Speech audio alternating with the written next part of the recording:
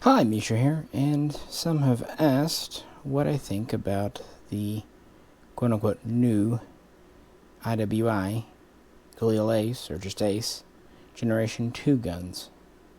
And I've said they don't really hold a whole lot of interest for me, but had the chance to look at and show off the 13-inch version in 5.56, 223 NATO.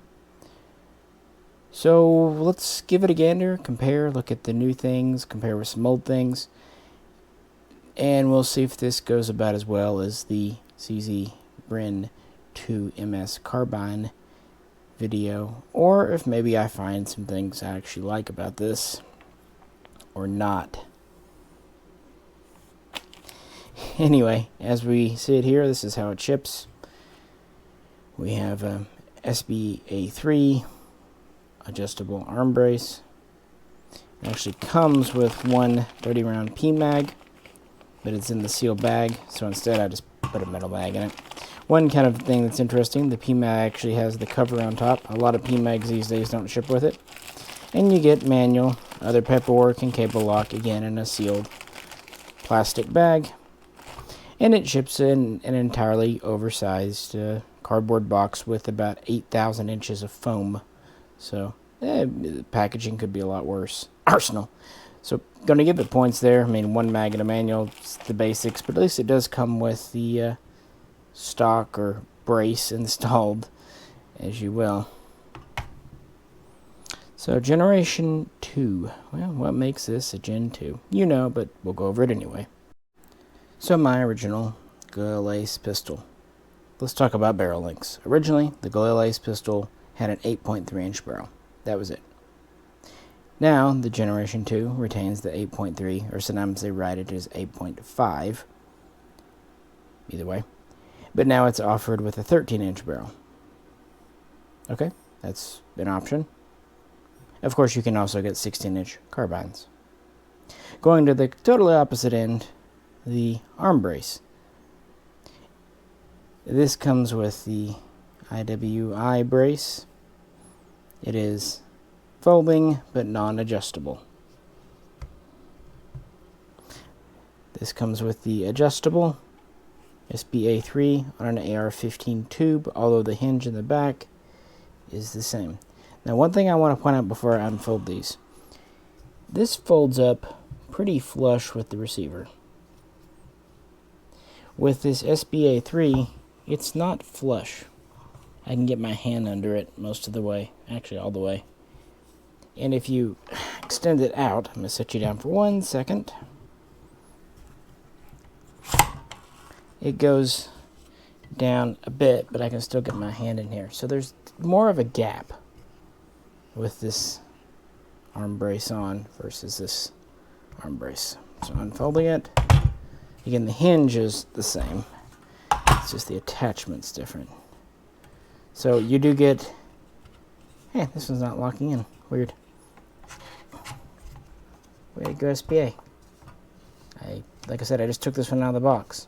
Weird. Well, not sure why it's not locking in position.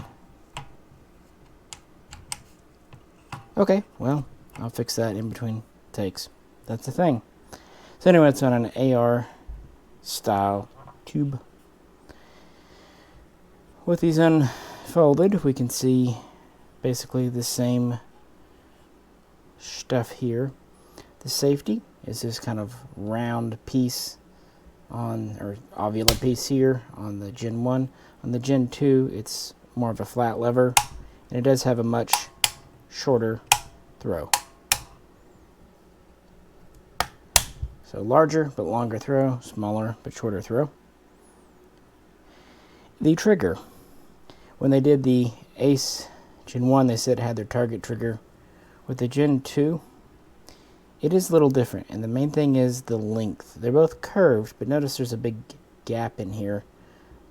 That people don't like that. That gets their finger. This is longer, so there's much less of a gap down here. Ergonomically, I'm going to say that's a win. I don't really notice these having nicer feeling triggers, but I do like that it's a longer trigger Even though I don't have big hands, I can even appreciate that. When we look on the receivers on this side, we'll notice there's a lightning cut here, and no real lightning cut to speak of here. It's smooth. Likewise, on this one, the bolt has a big scoop in. This is pretty smooth. So this receiver is simplified, kind of drawn down there. In fact, lightning cuts have kind of been continually getting removed from these to save on machining and what have you for quite some time. Take a look. Lightning cuts have been a lot in change. Looking at the original Valmet here, we have this nice cutout here. We have a cutout on the underside. And looking at the ARM here, we still have the underside, we still have the opposite side cut. But on this side now, this is a scope rail. And of course with our Gen 2, it's, yeah, just slab side there. Now to be fair, the pre-band imports were also slab side machined receivers, as were Valmet receivers by the 1980s. So it's not really a knock on them, it's just more of an observation. And a quick flip over. Here's that lightning cut on the RK62, the M62 receiver. Replace the ARM with the LM5, which has the very nice, elegant cut on the right side too. And then, of course, our modern one, which is a slab. Now, the LM5 is an SAR length, as is our current gun. So that's pretty cool. It's nice to finally have one. Of course, this is a carbine, so it has an extension on it. Of course, that does show you about how much needs to be added to make it legal. Not a heck of a lot, but yeah. Intermediate systems are often quite useful. I just wanted to point out some receiver change differences.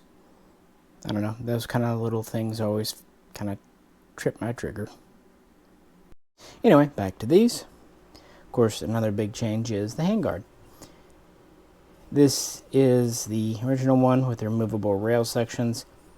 Again, I don't have big hands. I never have found this uncomfortable, and it seems very Galil-esque to me. This has a perfectly good and perfectly lightweight handguard alloy that's M-LOK compatible. And of course, being the 13-inch version, it extends out a couple of inches more. So it's probably more practical, although this does have pick rails under it. But, I don't know, this has less character. It's just there. It's fine. This is kind of uniquely Galil. And I can actually say the same thing about the stock. Practically speaking, having a tube back here makes sense. But there is something nice about the IWI stock or arm brace, depending on if you get the carbine, pistol, or SBR. Flipping these over, and I figured out what was going on with the brace real quick. It's the tube. Interestingly, there is exactly one hole, and it is here. Okay, so I'm going to really retract what I said about this being adjustable. Or rather, it is, but if you pull it out all the way and were to put pressure on it, like say, I don't know, shooting, it's just going to slide in. So it's a one position dilly whopper.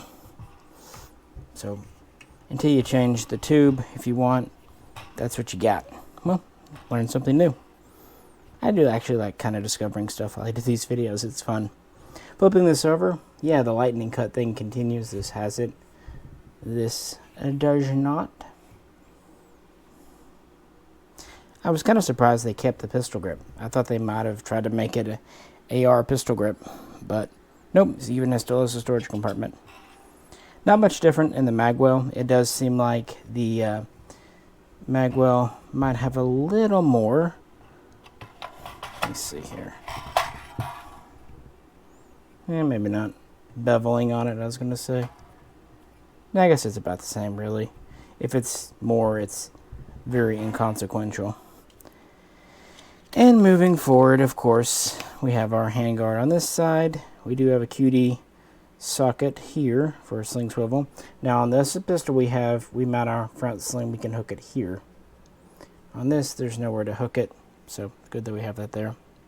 And they're both threaded 1/2x28 and have a removable flash hider. And of course, they both have cold hammer forged chrome lab barrels with a 1-in-7 twist rate. So, I mean, they call this a free float handguard, I guess. I mean, since there's a gas piston running above it, I mean, I guess, sure, why not?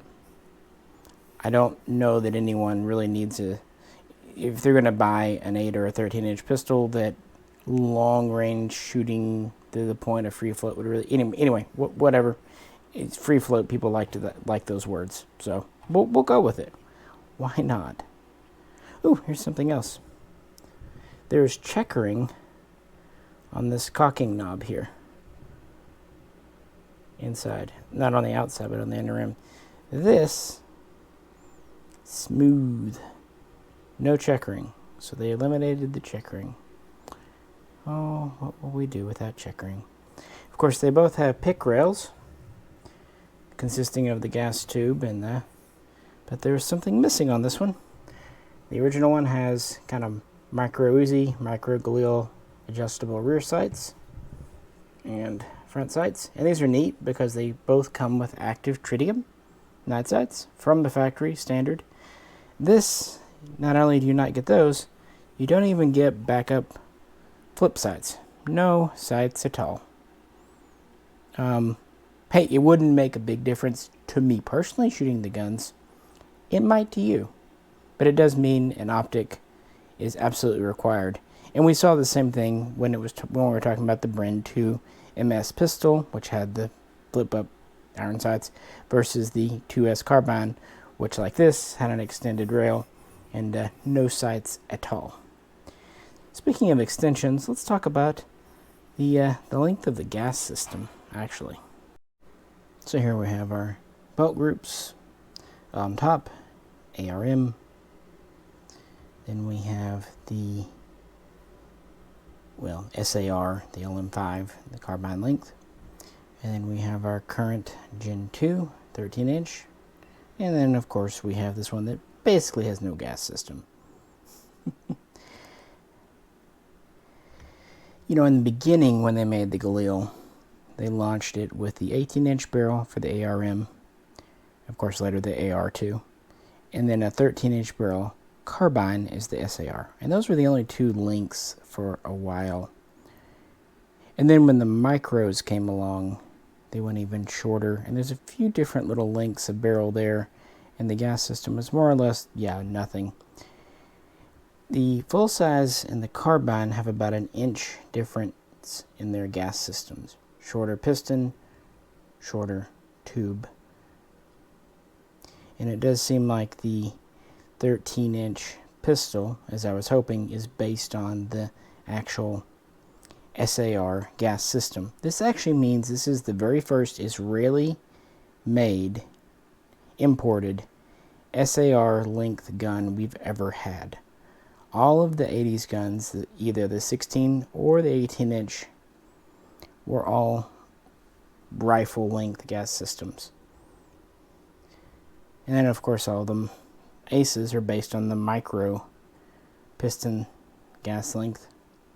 So, yeah, this is a first. By the way, I mentioned a minute ago about this not having, or this one does, but there we are. This one has a checkering because it's the Gen 1. This one is not checkered. I looked at my Rock and Lock, which has a lot of Gen 2 features, and it does have the checkered handle. I thought it did. Just FYI. One thing to note, these do have the trip still on the bottom, and they do have spring-loaded pistons, firing pins, whereas earlier ones did not. So yeah, we have 3 basic lengths of gas piston here. A couple of things I noted taking these apart and putting them back together. The top cover fits quite tight because of the rear sight being mounted on it, and I noticed that I tend to grab it when I press the button in to pull it off on Galil's. You can really get a good grab on these because of their shape. Well, when I went to take this apart, I realized really kind of lost my grabby thing. I mean, it's a little more difficult. Another interesting thing, the way the Galil comes apart and goes together, you know, your gas tube. Once your carrier comes out, you usually slide it back, put it in, and they slide together. Well, your gas tube is exposed here with the pick rail on it. With the Gen 2, your gas tube no longer has your pick rail. That's still left on your handguard itself. So when you put it back in, you can't really do much to guide it. I mean, it's not difficult, but you just, getting it perfectly seated just a little bit more. But on the other hand, yeah, your rails on your handguard now is a monolithic piece versus being separate. So yeah, it's just different. Just things I noticed taking these apart. Don't know. Oh, by the way, the lightning cuts thing, it continues internally. They do, and I won't be able to get it on camera, but they don't have the kind of same amount of lightning cuts inside on this new receiver as they do on the inside of this old one. It's a minor difference, but you can tell they did simplify the machining. It's probably just as durable, maybe even more so, but a far cry from the elegance that these started off with back in the Valmet days, correct? Well, let's get them back together. And all back together. Typical Galil. These top covers do fit plenty tight, so I wouldn't worry about things going off kilter too much. That's really about it, guys. That's the only real differences. They are things to comply with the desires, wants, needs of the American market. So what do I think? Let's go objective, then subjective, just what I feel.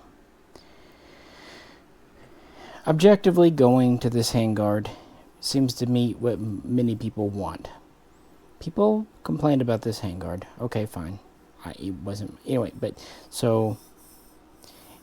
Yeah, and going to a 13-inch barrel, giving the 8 or the 13 option, that's great. There's a lot of reasons to want a 13-inch, especially in 5.56.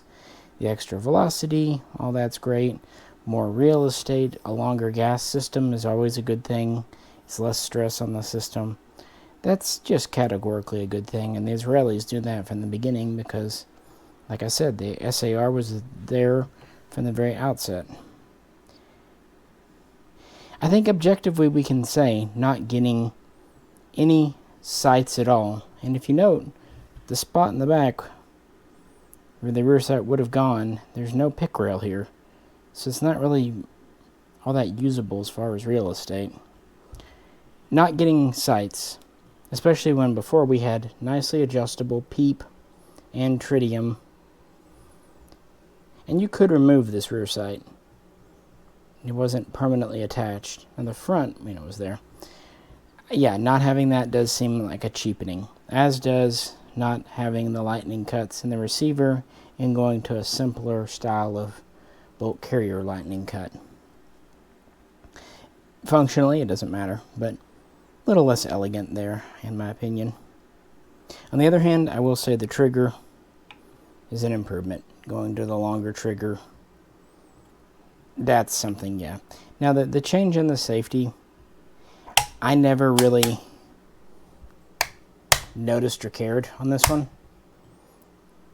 But I guess the throw is a little bit shorter. On the other side, the levers are about the same as far as shaping. So, whatever you want on that. There's pros and cons to short throw safety. So that's really, in my opinion, a draw. And, okay. The way they did the rear. I understand objectively having the AR-15 adapter. However, the way they did the tube with no position whatsoever for adjustment At that point, why even put an SBA on it? I don't know. The tube is, I think, a pretty big letdown. It's just not really all that functional.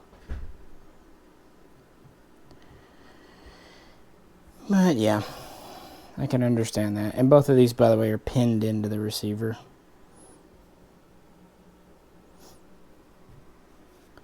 So all in all, objectively, I think most of the changes do fit the needs of the American civilian sporting shooting market. I really do.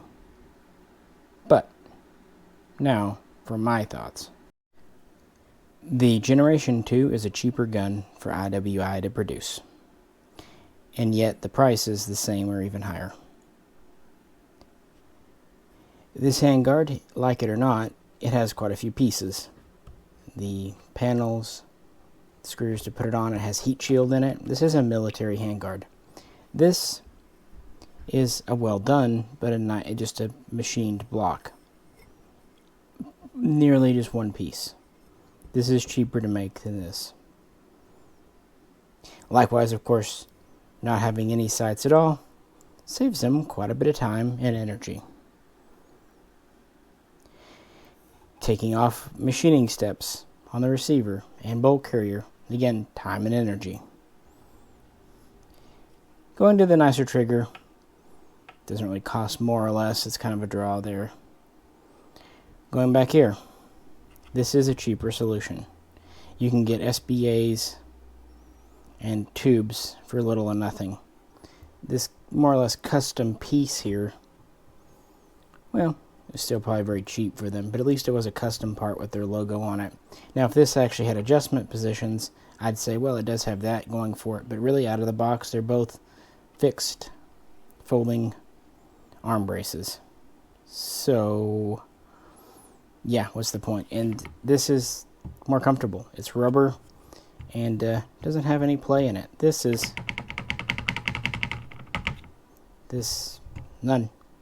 It's got more of a wider footprint, and it's just more unique to the gun, as with the handguard. This has an identity as a Galil. Now, it's kind of getting far from it because of the lower, but this is looking less and less like a Galil. Handguard's gone, stock's gone, sights are gone. It's becoming more homogeneous, more just kind of generic. And that's fine as far as shooting. But at that point, you could just get an AR. Sometimes I think the reason for getting Galils or Barils or Zastavas or anything like that, Brins even, is because you don't want an AR. If you try to make everything into an AR, then it's going to be a much less interesting world. Because this is trying to play at the AR game. And the shooting market is pretty fickle. With the original Gen 1s, you got the military collectors, you got the shooters, you got a wide range. This is not going to be of a lot of interest to military collector guys, what have you. This is a strictly speaking a shooting market guy thing. And again, they're a fickle bunch. These are retailing $1,700, $1,800, and they're having to compete with perfectly good ARs that are half that price. And let's be honest, a modern AR is pretty darn reliable and good and light. I mean, this gun is about 7.5 to 8 pounds, but you can get an AR of 6.5 pounds with a 16-inch barrel. So I don't think they did as bad as CZ. I'll give them that. I like the Ace Gen 2 more than I liked the Bren 2 MS carbine. But just like with CZ, with the going from the Bren 2S to the Bren 2 MS pistol to the Bren 2 MS carbine, the direction they're going, we'll see. Now, if they drop the price with these, then I would say, okay, it makes sense. If they drop the price to a standard $9.99, and you said, okay, well, we took the sights off, took out some machining cuts, but we lowered the price, I think then they'd have something. But I think until they do that, they're gonna find this is a pretty small market, because what are you really getting here? I don't know. It's a fickle world, and for the same price point that these are selling for, there's some pretty good competition from Poland, from Serbia, and from Bulgaria now. There's a lot of AK operating system 223 caliber guns. One of the things this does have going for it is that it takes Stanag mags, and of course it does take standard things back here, so that might be of things. And it's threaded 1/2x28, so it is more NATO-y. I guess we'll see. It's not a bad gun. It's still a nice feeling gun. The trigger on it's good. The bolt throws nice and smooth. It does feel like a cheapened gun, but not in a bad way. They at least cut corners in areas, with the exception of perhaps the sights, that are really just cosmetic and machining. But we've seen this before with manufacturers, and it goes down an interesting road, an interesting path. So I think the Gen 1s will kind of end up being just the more, you know how collectors are. They'll talk about lightning cuts, and they'll talk about the tritium and the original style handguard, and on the carbine buttstock. By the way, if you want to SBR one of these, they're just held in by 2 roll pins. Knock that out. IWI sells the adapter stock on their website for like $150. But people ask me what I thought, and there it is. I'm sure it doesn't really surprise much of anyone. I'm sure it's a perfectly good shooter. I'm sure it's very reliable. But it's just getting further and further away from its original Galil Ace roots. Galil.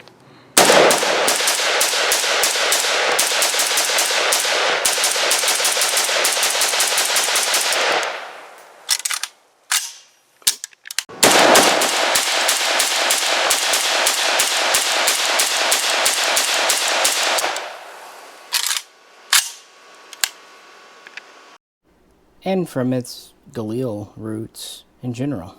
This is where it started. This is how the gun looked. And this is where we're at now. Of course, modernization. But I can tell you, before the Gen 2 came out, remember those ATI Galils built from kits, and even those, what was it, James River, JRA, the classic CAD Galils built from kits? They really cost about the same as a true Israeli IMI Ace Gen 1. But I had lots of people wanting the American kit built gun, because when they wanted a Galil, they liked the classic look, usually the ARM with the bipod, certainly with the wood handguard and the long 18-inch barrel. As a dealer, I can just say that most people looking for a Galil, they like the classic look, and they were actually willing to pay as much for a US kit gun as they were a factory built import, because for a lot of people the Ace is just too modern.